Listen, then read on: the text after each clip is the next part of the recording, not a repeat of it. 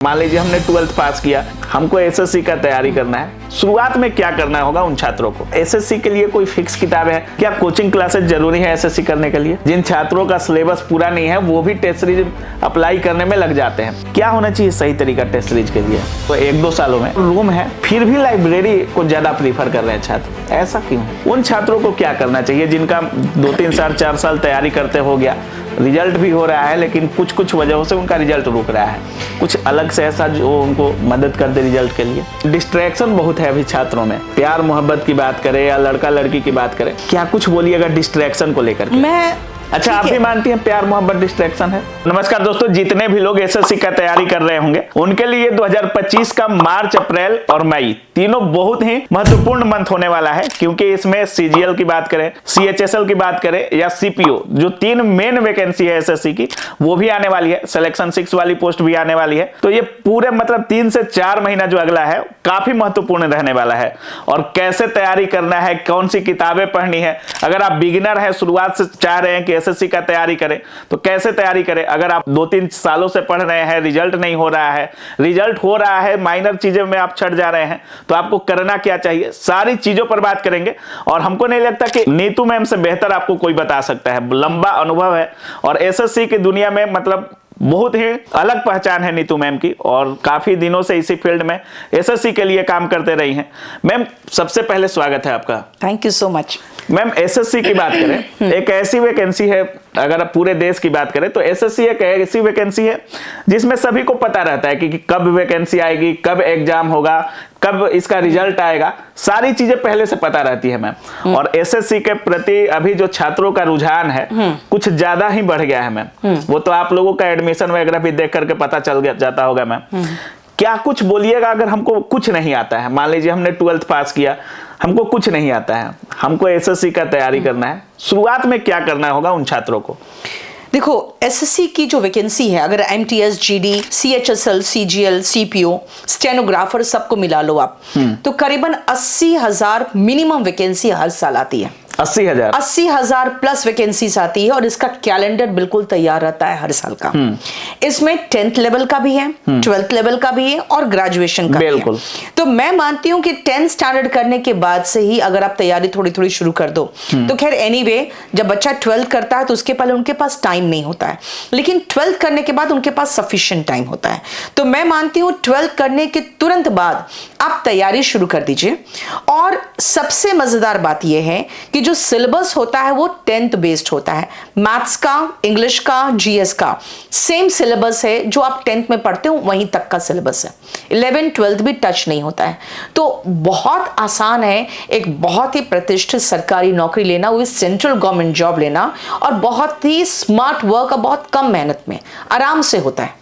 अगर आप कहोगे कि हमें अभी तैयारी शुरू ही करनी है, 4 सब्जेक्ट्स हैं, English, reasoning, maths and GS. GS तो आप अपने कोई भी लोकल वैकेंसी के लिए भी पढ़ते ही पढ़ते हो। मैथ्स हर एग्जाम, चाहे आपका स्टेट एग्जाम हो या सेंट्रल गवर्नमेंट का है, सेम मैथ्स है। रीजनिंग सेम है। इनफैक्ट अगर आप यूपी पुलिस वगैरह के एग्जाम देख लो तो रीजनिंग तो उससे आसान है एसएससी के सीजीएल में भी। और एक इंग्लिश, बस ये 4 सब्जेक्ट की तैयारी शुरू करनी पड़ती है आपको। अगर मान लीजिए कोई छात्र होता है जो पहले से फोकस्ड रहता है, जैसे वो 10th पास किया, पूरी तरीके से फोकस्ड है कि हमको एसएससी का ही करना है, लेकिन कुछ छात्र ऐसे होते हैं जो 12th पास कर गए उसके बाद लगते हैं एसएससी में, दोनों में ज्यादा मेहनत किसे लगेगा? आप अगर 10th के बाद भी फोकस्ड हो तो आप तैयारी नहीं कर पाओगे एसएससी का, क्योंकि 11th एंड 12th में बहुत पढ़ना पड़ता है। आप देखोगे स्कूल गोइंग स्टूडेंट्स को बहुत पढ़ना पड़ता है, लेकिन अगर आप 12th के बाद देखोगे तो कॉलेज में उनको बहुत मेहनत करने की जरूरत नहीं पड़ती है, क्योंकि बच्चे देखते हैं बिल्कुल थोड़ा फ्री रहते हैं। कॉलेज में उतनी जम के पढ़ाई नहीं होती रहती है, और अगर खासकर आप कॉरेस्पॉन्डेंस में कर रहे हो तब तो बहुत कम ही पढ़ना पड़ता है, मतलब रेगुलर डेज में। तो मैं मानती हूँ 12th के बाद आप तैयारी शुरू कर दो एसएससी की। कहीं से भी शुरुआत करिए, लेकिन वहां शुरू करिए, क्योंकि आपको एक तो जीएस में सारे सब्जेक्ट्स पढ़ने पड़ेंगे, उसके बाद मैथ्स देखना पड़ेगा पूरा, इंग्लिश पूरा देखना पड़ेगा, और रीजनिंग खैर आसान है लेकिन करना तो पड़ेगा फास्ट, ताकि आपको कम समय में ज्यादा से ज्यादा क्वेश्चन कर सकें।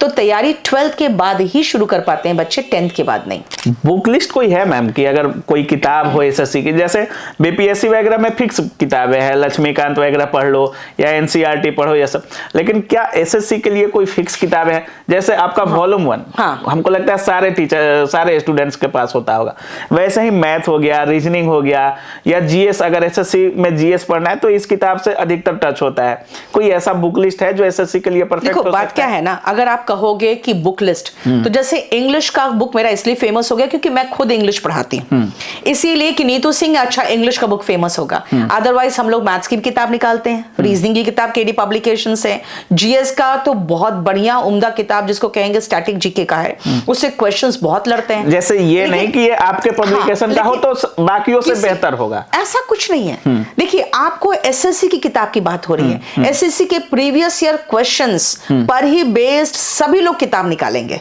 क्योंकि सबको पता है कि वही पैटर्न है। आपको एक चीज मैं बता दूं, 2010 के बाद एसएससी के क्वेश्चन का लेवल चेंज ही नहीं हुआ है।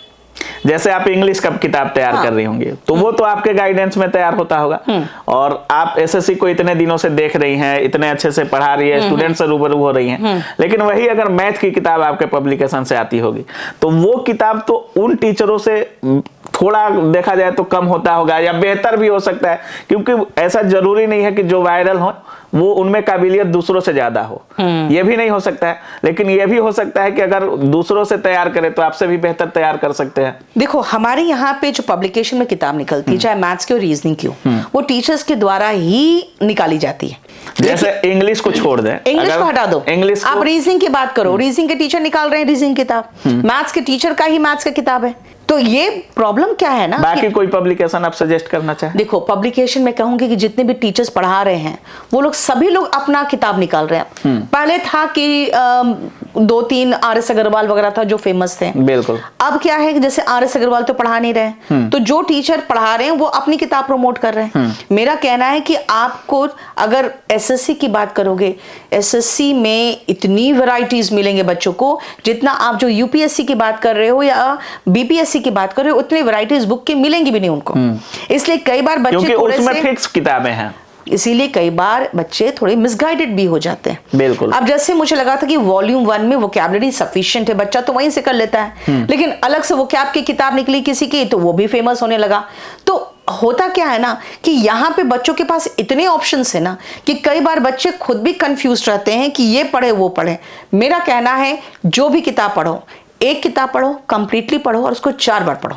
कोचिंग जरूरी है एसएससी के लिए? बहुत सारे लोग होते हैं जो सेल्फ स्टडी पर ज्यादा फोकस करते हैं, जैसे अगर बेस उनका मजबूत है तो सोचते हैं कि यहीं से आने वाला है क्वेश्चन, तो सेल्फ ही पढ़ लेते हैं, रिवाइज कर लेते हैं। क्या कोचिंग क्लासेस जरूरी है एसएससी करने के लिए? मैं मानती हूँ कि बहुत सारे बच्चे कहते हैं कि हम खुद ही कर लेते हैं, हम खुद ही कर सकते हैं, लेकिन आपने एक चीज मार्क किया होगा, वो कहेगा कि 2 महीने के बाद ही हमने कोचिंग छोड़ दिया था, कोई कहेगा 3 महीने के बाद भी मैंने कोचिंग छोड़ दिया था। वो ये चीज नहीं मार्क करते कि 3 महीने में वो जब क्लास आए हैं तो उनको समझ में आ गया कि क्या पढ़ना है क्या छोड़ना है। बिल्कुल। आपको अगर और शुरुआत में समझ में नहीं आता है, शुरुआत में समझ में नहीं आता है। जैसे कई बार बच्चे वीओडी कोर्स लेते हैं, हमारा वीडियो कोर्स लेते हैं, कहते हैं मैडम अचानक 180 क्लासेस खुल गया, कहां से पढ़े क्या पढ़े, क्योंकि उनको समझ में नहीं आता है कि भाई इतने सारे वीडियोस में हमें देखना क्या है पहले तो। बिल्कुल। तो इसीलिए बच्चों को कोचिंग की जरूरत है, लेकिन मेरा मानना है कि कुछ बहुत अच्छे सुपर इंटेलिजेंट बच्चे होते हैं जो ऑनलाइन कोचिंग से भी पढ़ लेते हैं। अब होता क्या है ना कि ऑनलाइन में भी आपको बहुत ही ज्यादा एकाग्रता हो और आप में भटकाव ना हो तो आप ऑनलाइन भी कर सकते हो। ऑफलाइन में एक चीज होता है कि रेगुलरिटी बन जाती है।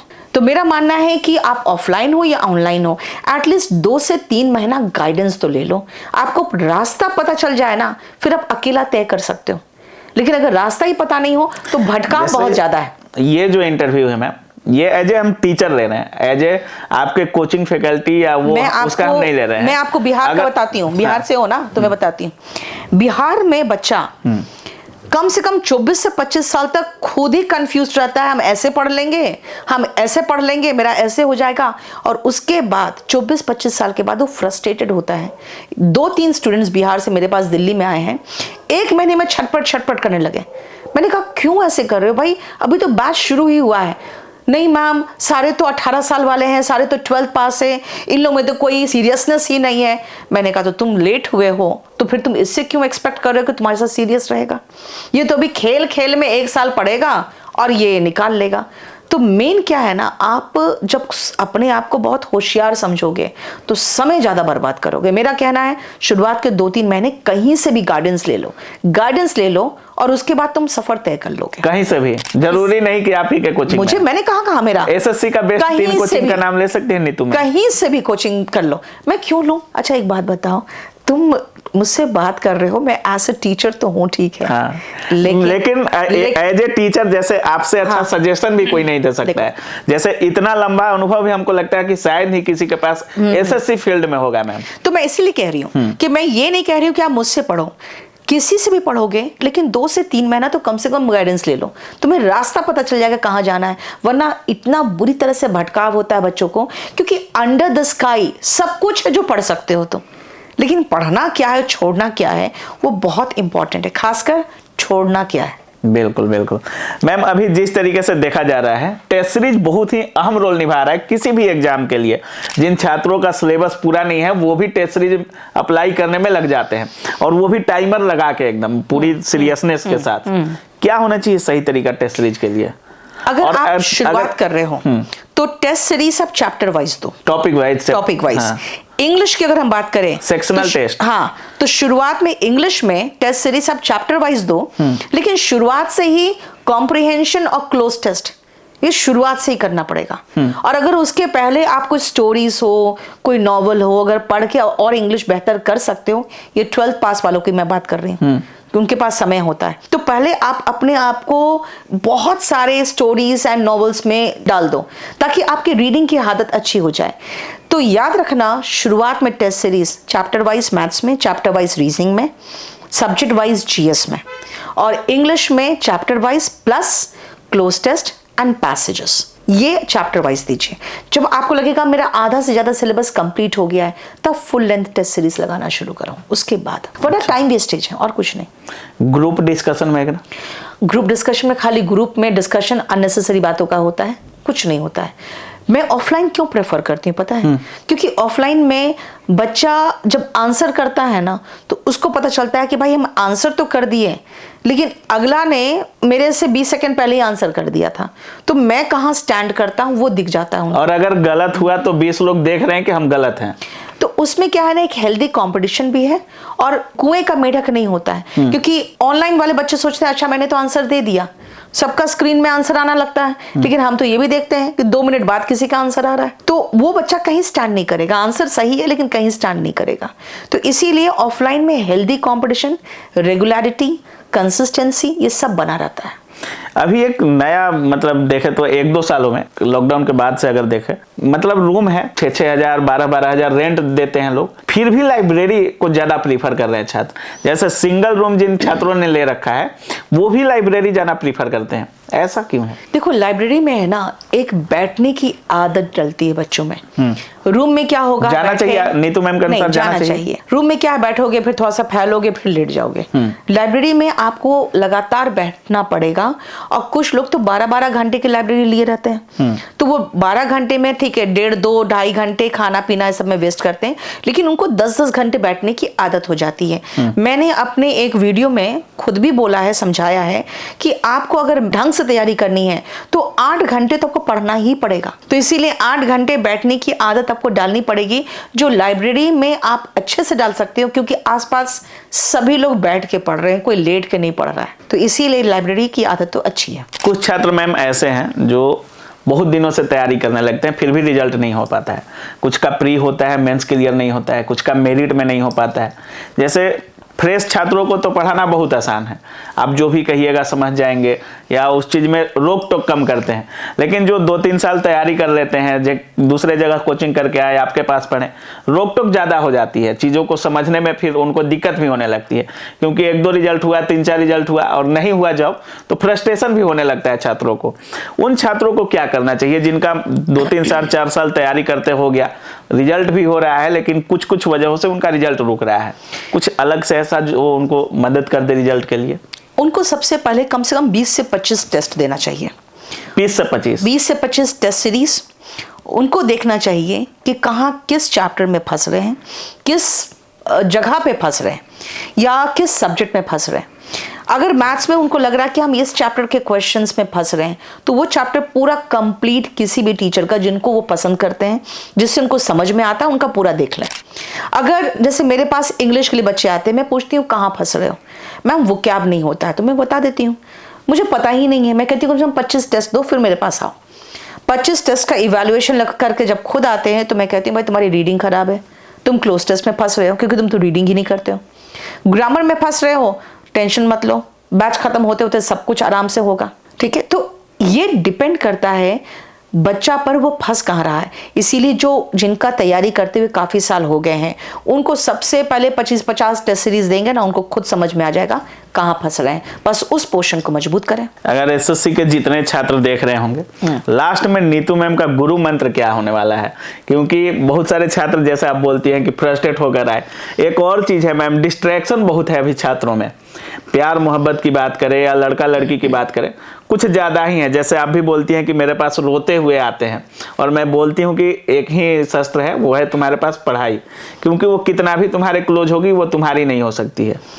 क्या कुछ बोलिएगा डिस्ट्रैक्शन को लेकर के? मैं स्टूडेंट्स को ही समझाती हूँ कि अच्छा, आप भी मानती हैं प्यार मोहब्बत डिस्ट्रैक्शन है? देखो, बहुत बड़ा डिस्ट्रैक्शन है, बहुत बड़ा उसका है। रीजन क्या है?